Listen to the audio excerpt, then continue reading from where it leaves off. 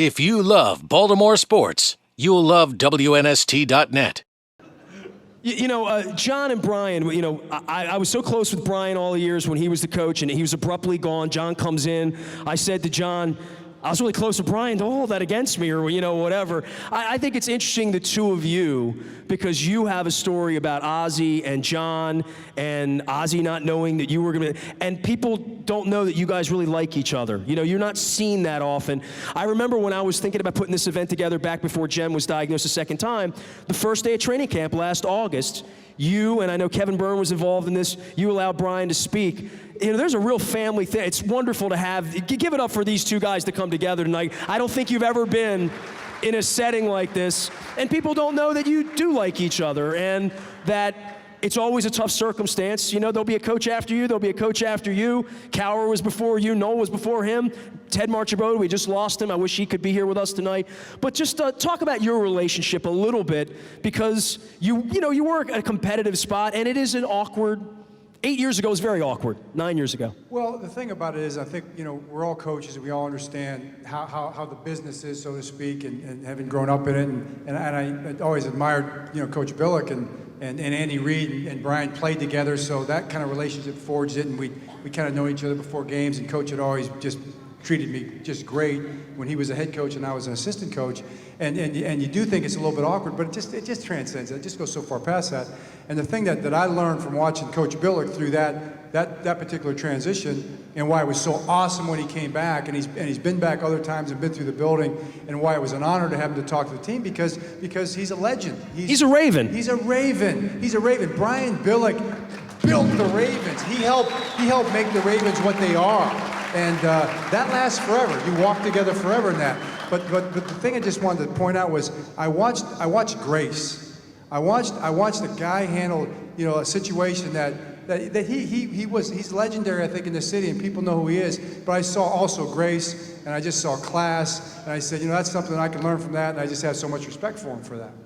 Thank you. That's very kind. And it is that I grew up in Los Angeles, and the first people were saying, well, okay, where are you going to go? What are you going to do now? And for Kim and I, it was never, well, this is home. We're not going anywhere. It doesn't matter whether I'm with the Ravens anymore or not. This is our home. We fall in love with the city. We fall in love with the Chesapeake and the people, and obviously there's still the relations that you have. And I knew John would be a great coach. I mean, that was not talking out of school when, and obviously those changes happen.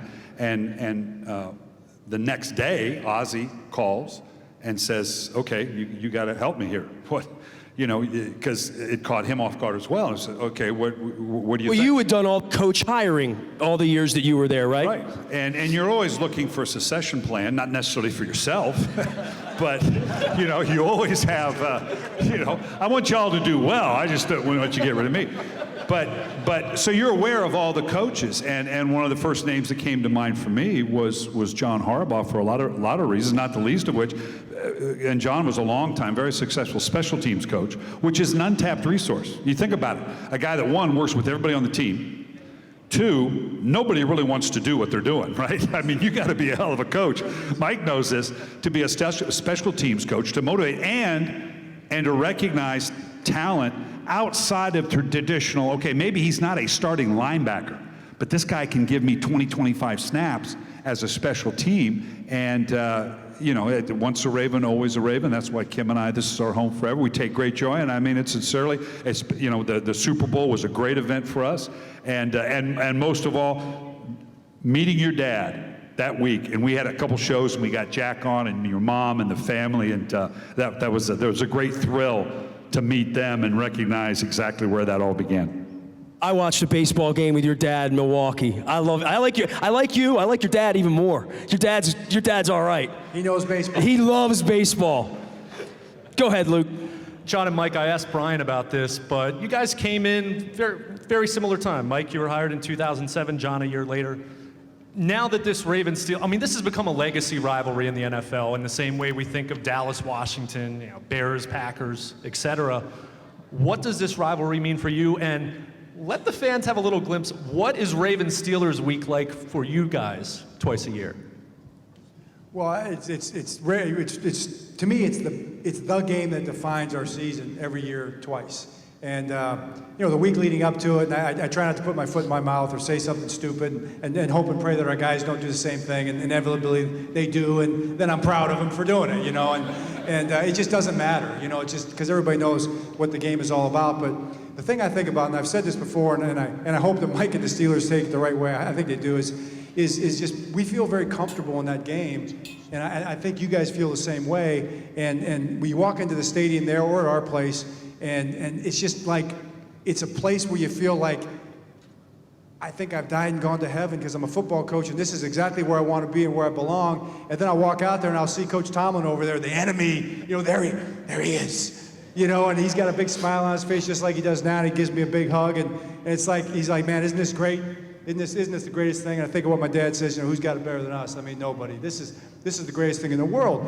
And I think we feel comfortable in that moment before the game, and we know it's about to be on, and we're going to fight like crazy. We're not, but those guys are, and we are on our way. And then one last thing that is so amazing, and you probably know this, Coach, is Mr. Rooney after the game. I don't know if you know this or not, Mike, but he comes into our locker room every time, win or lose, to shake my hand after every single game. I mean, that's class, and that's the kind of organization that the Steelers. I did not know that. That story's never been told. Wow.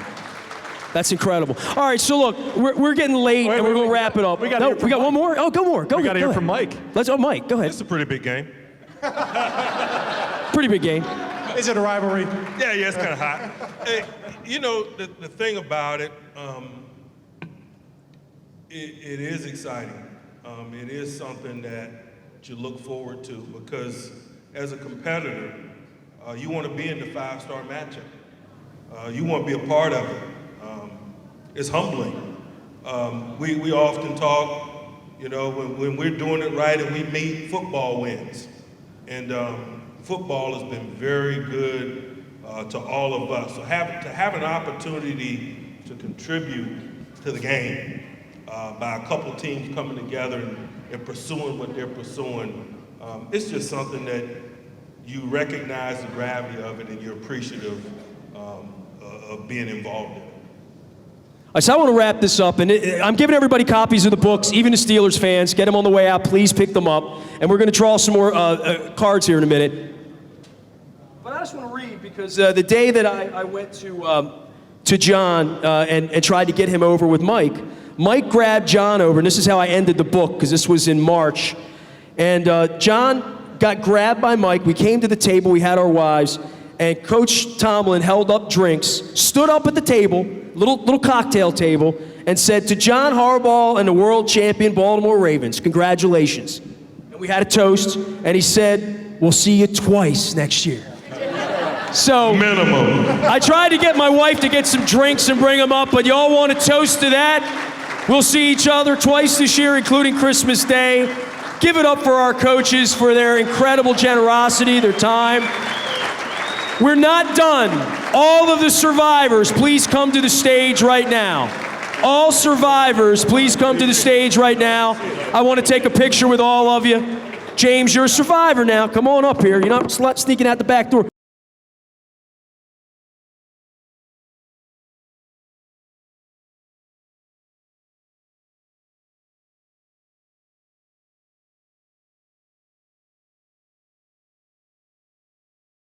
If you love Baltimore sports, you'll love WNST.net.